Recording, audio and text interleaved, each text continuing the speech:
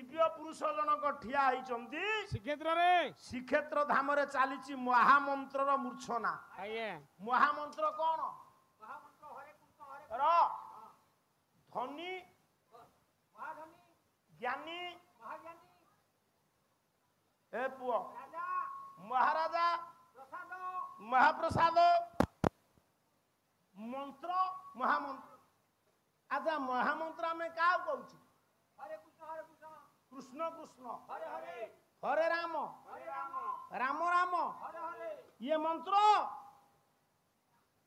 ना महामंत्र ये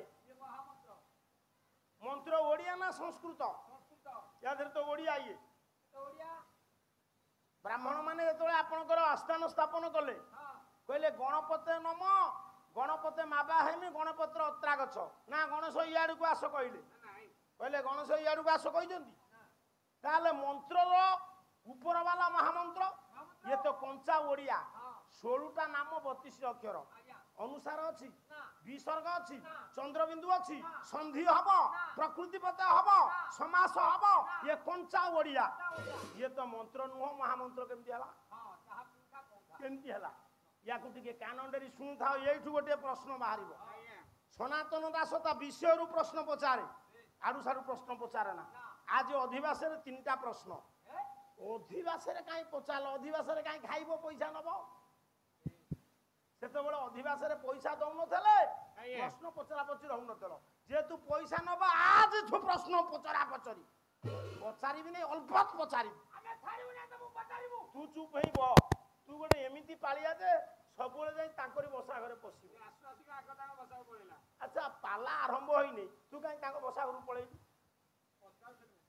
कौन पचारथले भाई ने आज कौन हे भगवान तोते कहीं से पचार तू रे नर घर बिलेई तू माने या कथा नहीं ता कथा नहीं ता आगे आमु काली जगिबा को पड़िबो देखिया पड़ो ये ता बसा घर को जाउछु के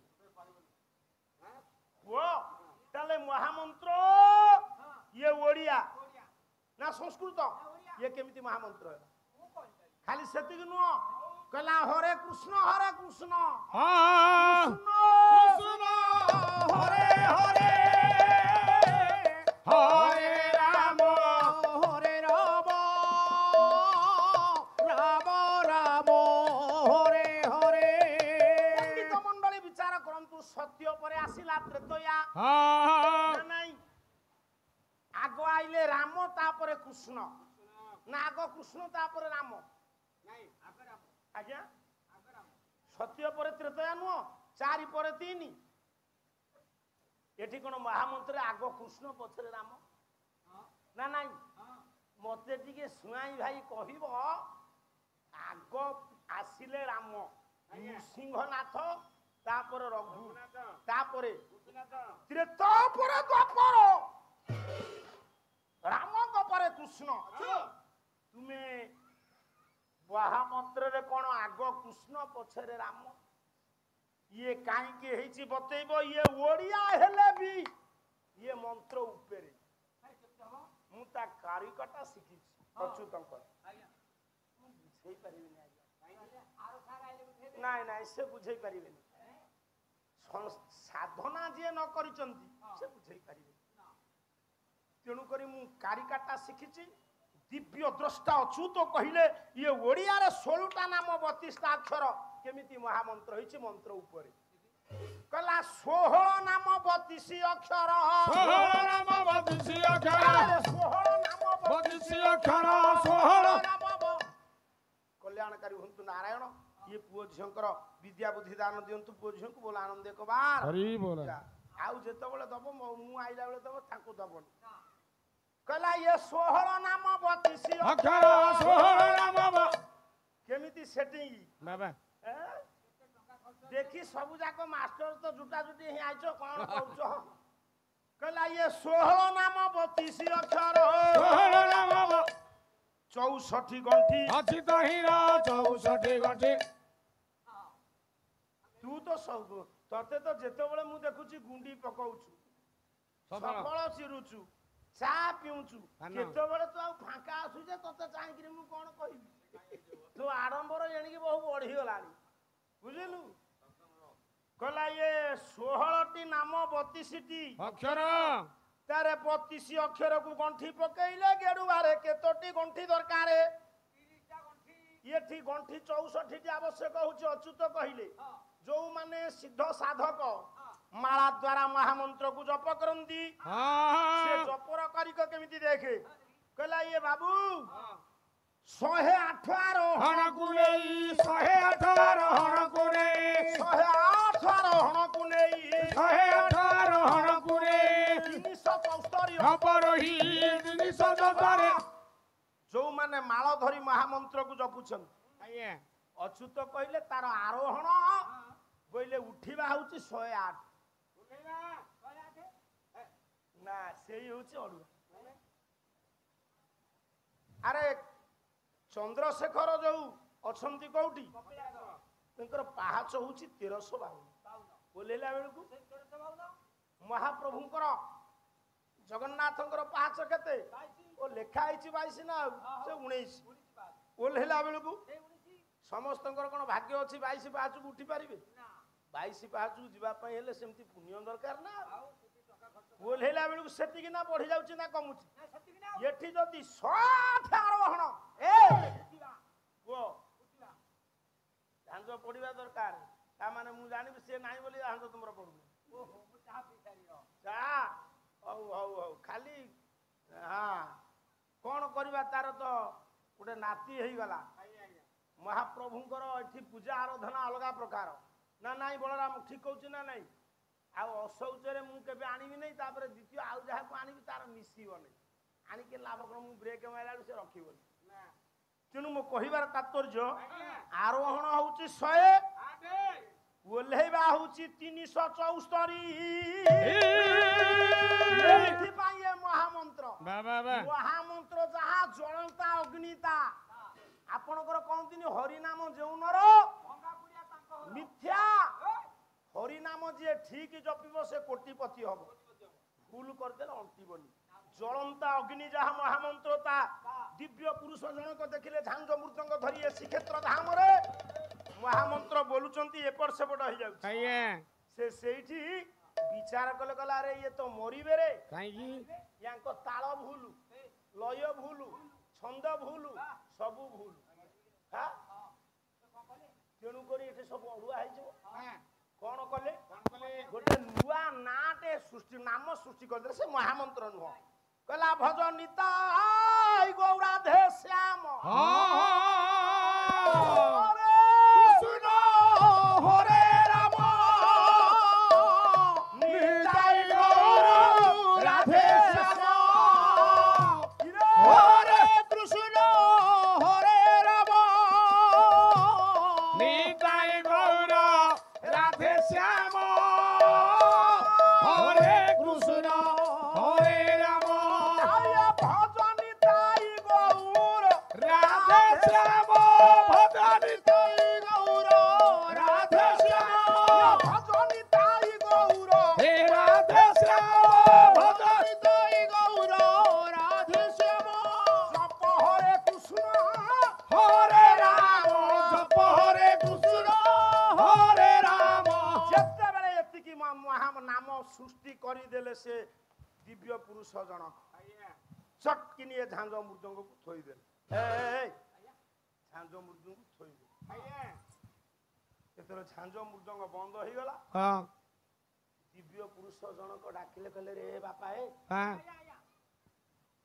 ଝାଞ୍ଜ ମୃଦଙ୍ଗ ବନ୍ଦ କରିଦେଲ କାହିଁକି?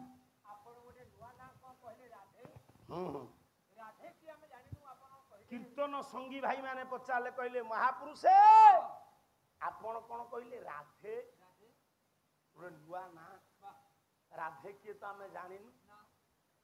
ଯେତେବେଳେ ଏତିକି କଥା ପଚାରିଦେଲେ କଲ୍ୟାଣକାରୀ ହୁଅନ୍ତୁ ନାରାୟଣ ବାବୁଙ୍କର ପାଲା ପ୍ରତି ଅହେତୁକ ଭାବ ଅନ୍ତର୍ଜଗତରେ ଥାଉ ପାଲା କଳା ଏମିତି ଉଜ୍ଜୀବିତ ଥାଉ ନାରାୟଣ ସର୍ବରିଷ୍ଠ ଖଣ୍ଡନ କରନ୍ତୁ ବୋଲ ଆନନ୍ଦ କବାର ପିଲାମାନେ ସବୁ ଶୁଣ।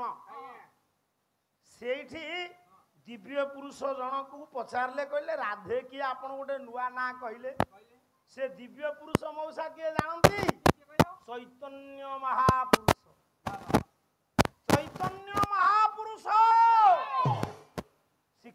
ଧାମକୁ ଆସିଥିଲେ ନା ଆସି ନଥିଲେ?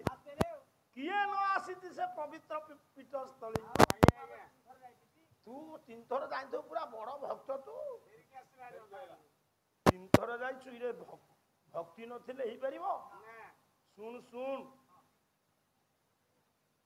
ସେଇଠି ଦିବ୍ୟ ପୁରୁଷ ଜଣକ କହିଲେ ଭକ୍ତ ମାନଙ୍କୁ, ରାଧେ କିଏ ମତେ ପଚାରୁଛ? ଖଣ୍ଡିଏ ବହି ଲେଖିଥିଲେ ଚୈତନ୍ୟ, ଏ ବାବୁ ଏ ପୂର୍ଣ୍ଣ ହେଇନେଇ ବ୍ରହ୍ମଲୀନ ହେଇଗଲା, ସେଇଠି ସେ ଲେଖିଲେ ବଙ୍ଗଳା ପଦ। କଣ କହିଲେ আমি তো ইয়ে জানে না রাধা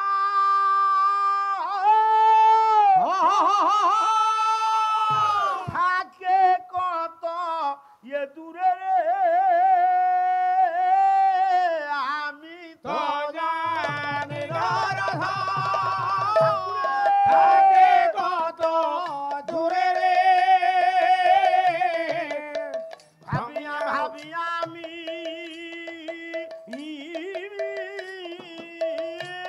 হইল আর পারে রে, হে ভ্রমে ভ্রমে আমি হইল আর পারে রে। সে তো ভগবত ভাব ধারা বিস্তারিত ছিল, ভগবত ভাব ধারা বিস্তারিত ছিল, হে ভগবত ভাব ধারা বিস্তারিত ছিল, ভগবত ভাব ধারা বিস্তারিত ছিল, ভাব ধারা বিস্তারিত ছিল, ভগবত ভাব ধারা বিস্তারিত ছিল, হে বিলম্ব করিয়া মে রাধা উচারিল, বিলম্ব করিয়া মে রাধা উচারিল, হে ভগবত ভাব ধারা, ভগবত ভাব ধারা, ভগবত হে ভগবত ভাব ধারা বিস্তারিত ছিল রে, ভগবত ভাব ধারা বিস্তারিত ছিল রে, ভগবত।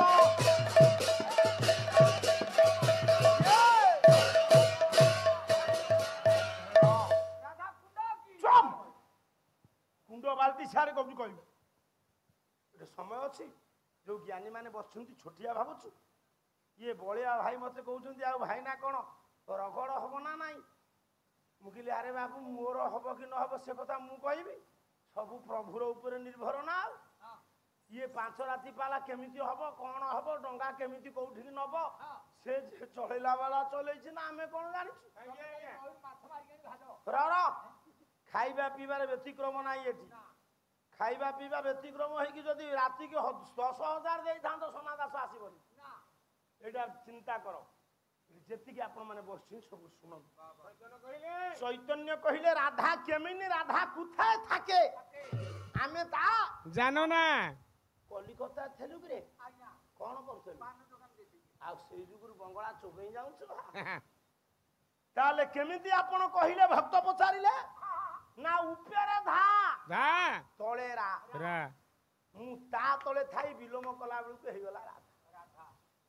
ଇଏ ଚାନ୍ଦୁଆ ହଉଛି କଣ? ଚାନ୍ଦୁଆ ଏ ପୁରୀ ଜିଲ୍ଲା ବୋଲି ଦେଖୁଛୁ ନା ଆଉ କୋଉଠି ଦେଖିବୁ?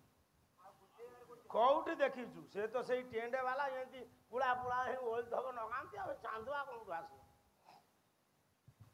ଚାନ୍ଦୁଆ ଧା, ଇଏ ଯୋଉ ନବରା ହେଇକିରି ମାଇକ୍ରୋଫୋନ ଇଏ ହଉଛି, ଆମେ ତା ତଳେ ଥାଇକିରି ମୁଁ ବିଲୋମ କରିଦେଲେ ଇଏ ରା ସିଏ ଧା, କଣ ହବ?